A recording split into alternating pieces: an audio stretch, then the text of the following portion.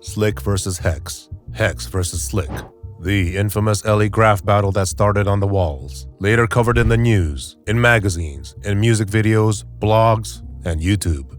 No need to look around for the full story. Crush Unit got you. Alright, let's get it. Development. Belmont Tunnel, Westlake, Los Angeles, 1989. Slick was coming up in the graff world. Hex certainly heard of him by now and ran into Slick at Belmont Tunnel.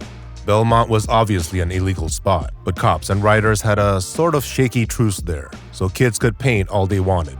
Coming from hip-hop battle roots, Hex started sizing Slick up. Yeah, he had mad skills with characters, but Hex wasn't no slouch. He just came from racking paint and was ready to go. He told his homie he wanted to battle Slick, and it was on. Hex versus Slick, and by extension, Hex's crew, TGO, or the Gifted Ones, versus Slick and his crew, K2S, Killed to Succeed. Slick also repped Aerosolics, a dynamic duo consisting of him and partner in crime, Risky. Before we go into the details of who won, let's get into the background of these two legends. Hex, real name Hector Rios, was born and raised in LA. He grew up in the Paramount, Bell Gardens area. As a kid, he was captivated by magazines like Cuvo and Teen Angels, the art featured in them. Like a lot of kids back then, Hector pored over the artwork coming out of the New York hip-hop scene, like in the Subway art book and watching the documentary, Style Wars. He recalled seeing the Sugar Hill Records logo. Those connecting, big top circus letters got us all hyped. Then, one day, Hex saw gang graffiti on a wall, on Gotham Street and Bell Gardens. Something clicked. And on a trip to their family church in East LA, he popped his cherry. On Brooklyn Avenue, in the Maravilla area, is where he first got his name up, spray painting on a wall. It wasn't long after that he started bombing trains and factory buildings. This was the origin of Hex. Slick, aka Richard Wargash II, was born and raised in Honolulu, Hawaii. He moved to LA in 1986 at age 19 to pursue an art degree at Otis Parsons. Ironically, this move was a deal he struck up with his parents to stop doing graffiti. So, graduating never came to pass, and Slick started skipping classes to hang out with a crew of writers. Slick has been a b-boy since he was a kid, his eyes lighting up seeing breakdancing for the first time. At first, he saw dancers pop-locking at a Waikiki club and got into that, but once he saw a Rocksteady crew show, it was over. Devious does of RSC did live graffiti there, and an adolescent Richard found his calling. Pop-locking fizzled out and he started breaking and bombing. One day, he got in trouble at Catholic school, and when the sister principal said, "You think you're pretty slick, huh?" it stuck. This was the genesis of Slick. Both Slick and Hex came from b-boy roots, heavily influenced by New York City's hip-hop pioneers. This will be important to note when we talk about the battle. And stick around till the end for a cool bit of trivia about MC Frost and the rap group Booyah Tribe. Battle 1, Belmont Tunnel, 1989. TSO, taking Slick out. Not a lot of heads know this, but at first it was not a battle in Slick's mind. He thought it was more of a day painting together. Then, a kid who was just hanging around grabbed Hex's outline on the DL and showed it to Slick. On it, it said, "Taking Slick out, TSO." So it's like that, thought Slick, and that's when the battle was on. Before Hex even arrived to challenge him, Slick was already working on a piece, putting a huge stoner dude sitting on a throne with a crown. Apparently, this gave Hex an idea, and he went to work with a roller, then a gradient background. Then he put up a dirt road leading up to a castle. On the roof stood a man holding a scepter. Could it be King Hex was on top of that castle, high up on a hill? Very observant, the sacred and the profane. If you ask Slick or Hex who won that first battle, Hex will say he did, while Slick will say he took the crown. And if you ask who won the nationally televised second battle, they'll point to each other. Whatever the case may be, they caught mad wreck on that wall. Slick put up a giant scorpion. Hanging out of its mouth was a rat tail, with rat footprints off to the side. Not a very subtle diss to Hex's pet rat, who was running towards the aforementioned castle. But Slick's scorpion was also inspired by his pet, a scorpion named Bertha. Hex wasted no time in painting a giant Medusa head killing a now upside-down Bertha. Having Slick's pet scorpion belly up wasn't even a metaphor. It was straight up saying, "I'm destroying you." Medusa puts a curse on people, a hex. Get it? No shit, Sherlock. Thing is, this kind of intense rivalry was in the heart and soul of hip-hop. Out here in the West, B-boy or B-girl didn't stand for break boy or girl. It was battle boy and battle girl. The 5 elements of hip-hop: MCing, DJing, breaking, knowledge, and yes, graff evolved through competition. One-on-one, us versus them, or man versus himself. That being said, Slick was not satisfied with the outcome of the Belmont battle. He wanted a unanimous decision. And so, after some back and forth with Hex, who was set to battle someone else, they said, fuck it, let's go again. Finish him! Battle 2, the Levitz yard. Now it really blew up. Not through email or social media, not even a fax. Not a single binary digit was transmitted, just word of mouth. Heads from all over LA and greater Southern California came down. A news crew was there. Some recall a taco truck, a couple of hot dog vendors even. It was an underground event catching mass appeal, a living metaphor for the evolution of the LA graff and hip-hop scene. Skill from UTI was there, Risk from West Coast artists, Bam from Notorious, Frame reppin' K2S, some Vatos from Bell Gardens locals, too many to name. Battle 2 went down at the Levitz yard, named for a plot of land behind a Levitz furniture store. Yes, that Levitz. You love it at Levitz. Levitz permitted kids to tag on the wall with one caveat: no graffiti allowed on the front of the building. Hex wasn't too thrilled about the media presence. To this day, he doesn't know how that came to be, but now their battle was being televised. 3 days. That's how long they had to finish their pieces.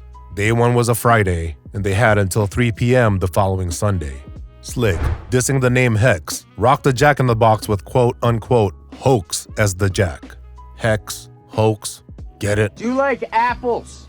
Hex, meanwhile, painted a Freddy Krueger choking out an image of Slick, who was chained to the ground, with tears streaming down his face. If Slick's dream was to win this one, then Freddy Krueger will terrify and destroy him in his dreams.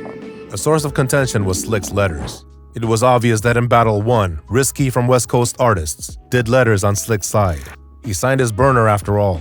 But word is, Risk also did letters for Slick on the Battle 2 piece, anonymously this time, giving Slick credit. Hex thinks having this dope other style swayed the judges to give Slick the win. Slick has gone on record giving Hex the victory for Battle 2, making it even. Chalk it up to fading memories, or maybe sour grapes, but when it comes down to it, they gave each other respect. Zooming out, it really didn't matter who won. Slick even went on camera, frustrated that he didn't get the finish, implying Hex took home the gold for the Levitz yard battle. The big takeaway was that graff culture been growing in the West, and this battle planted a flag. Cross-pollinating with OGs from New York and Philly, homegrown LA culture also influenced heads in the East Coast. Zephyr, an icon of New York, got the idea for his name from the Z-Boys, Zephyr Boys of Venice and Santa Monica. Your 9 spray, my mind spray. Not sure if these guys realized it then, but they were making an impact on keeping graffiti a legitimate, positive art form. Why can't all wars be settled on a wall? The spirit of the Philly and New York pioneers crossed the country and took root in LA. Tag bangers, rap beefs, DJs and dancers joining gangs were a violent chapter of LA hip-hop that came after. But at this very moment, in 1990, kids and lay people alike watched the news and saw positivity in this form of juvenile delinquency, this crime of graffiti. It was art and a peaceful expression born of rebellion, competition, and rivalry. The respect and camaraderie has its ups and downs, but we claim all of it. Cultural evolution is messy, calm, and chaos coexisting within the changes. And if you take the slide out of the microscope, you'll see that graff is a massive, living, breathing organism that influenced mainstream society. Slick and Hex are celebrated commercial artists and entrepreneurs. Hex got into youth counseling. Slick did a mural for the Hawaiian Kaka'ako community to symbolize unity. Between the two of them, they have owned 90s retail stores like the Hip Hop Shop and X Fucked. They collabed with other artists to start early streetwear brands like Con Art, Fucked, and Shaolin. It would be exhausting to list their resume of commercial artwork. We're talking major corporations, sports teams, bands, and rappers. Speaking of rappers, here's that cool bit of trivia we promised. Actual facts to snack on and chew. In his early b-boy days in Hawaii, Slick met the American Samoan rap group Booyah Tribe. These guys were also talented pop lockers, so that's how they crossed paths. When Slick told them he was moving to LA, they said to look them up. Yeah, we all heard that one before, but real recognize real. They hired Slick to do the cover for their single, Psycho Funk, from their 1990 debut album, New Funky Nation. Not only that, Slick had a bit part in the single's music video. Hex also has support from LA legends. Frost, aka Kid Frost, was a pioneer from the early hip-hop scene. A breaker for Uncle Jam's army, not many people know that Frost's DJ was Dr. Dre and Yella. Yes, that Dr. Dre and DJ Yella, who went on to form NWA. Frost is Hex's homie since way back. He'd go to Melrose to visit Hex at his hip-hop shop, and when the store expanded, he taught a young Raka Arascience from Dilated Peoples how to set a cement foundation for the floor. You'll definitely want to look up the hip-hop shop and his influence. That's a whole nother story, one that deserves its own video. Slick, along with Risk, also did a piece for Ice Cube's Who's the Mac video at the Motor Yards. And both Slick and Hex were in a Red Hot Chili Peppers video for the song Taste the Pain.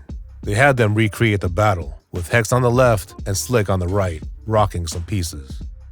Busta Rhymes once said, "Hip-hop is anything we touch." Wise words. Whether it's rock, punk, new wave, rave music, athletic wear, luxury brands, pro sports, or movies, graffiti, the fourth element of hip-hop and its influence, cannot be understated. Outro. Yo, what's up? I'm Malcolm Jamal Warner. Graffiti means different things to different people. Graff occupies a unique space in hip-hop. It's the only component that's illegal. I mean, you're not gonna get arrested for rapping, beat juggling, busting a windmill, or reading Soul on Ice. But if you get busted doing enough damage with a spray can, that's a felony in California. Slick and Hex help to legitimize the art form, but if you ask either one what their true passion is, they won't hesitate to say that it's still getting up, out in the wild. Sure, it's nice to grab a fat bag doing commission work, but money is incidental to the art. 35 years since the battle, and they're still doing their thing. That's not a hobby or a job. It's a creative calling that's in their DNA. Thank you for joining us today. If you want more inside knowledge about old school LA Graff, click here. And by all means, share some stories and rep your crew down in the comments. Peace.